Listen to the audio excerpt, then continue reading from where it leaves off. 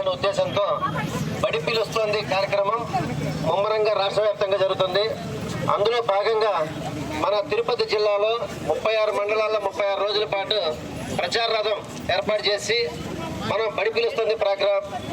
కార్యక్రమాన్ని విజయవంతంగా నిర్వహించడం జరుగుతుంది. ఈరోజు మన సూళ్లూరుపేట మండలంలో మన గౌరవ ఎమ్మెల్యే నెలవల విజయశ్రీ గారి ఆధ్వర్యంలో ఈరోజు మన ప్రభుత్వ పాఠశాలలో ఎన్రోల్మెంట్ పెంచే కార్యక్రమంలో భాగంగా మీ అందరికీ తెలుసు, మన నవరా లోకేష్ గారు విద్యాశాఖ మంత్రిగా వచ్చిన దగ్గర నుంచి కూడా విద్యాశాఖలో అనేక రకాలైన విప్లవాత్మకమైన మార్పులు, అనూహ్యమైన మార్పులు తీసుకొచ్చి విద్యను బలోపేతం చేసి విద్యార్థులకి నాణ్యమైన విద్యను, అదేవిధంగా నాణ్యమైన ఆహారాన్ని మధ్యాహ్న భోజన పథకం ద్వారా మనం అన్ని రకాల సదుపాయాలు కల్పించడం జరుగుతుంది. ప్రైవేటు పాఠశాలలకు ధీటుగా మన ప్రభుత్వ పాఠశాలలో మొన్న చూసుకుంటే 10వ తరగతి పరీక్షల్లో 595 మార్కులు మన తిరుపతి జిల్లాలో వచ్చి రాష్ట్రంలోనే 2వ స్థానం మనం పొందడం జరిగింది. మనం చూసుకుంటే ప్రైవేటు పాఠశాల ధీటుగా మన ప్రభుత్వ పాఠశాలలో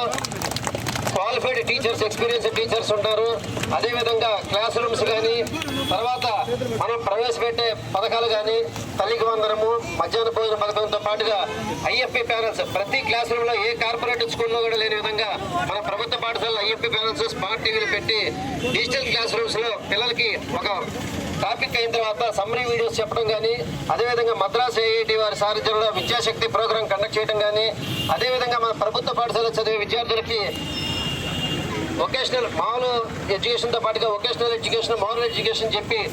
బడి నుంచి బయటికి వెళ్ళిన తర్వాత మేము ఎలాగైనా బతకగలము అనే ఆత్మస్థైర్యము మన ప్రభుత్వ పాఠశాలలోనే ఇస్తున్నాం. ఏ కార్పొరేట్ పాఠశాలలో కూడా లేని విధంగా మనం మెటీరియల్ తయారు చేసింది మన ప్రైవేట్ పాఠశాలలో మనం ఫాలో అయ్యే స్థితికి మనం వచ్చాము. ఈరోజు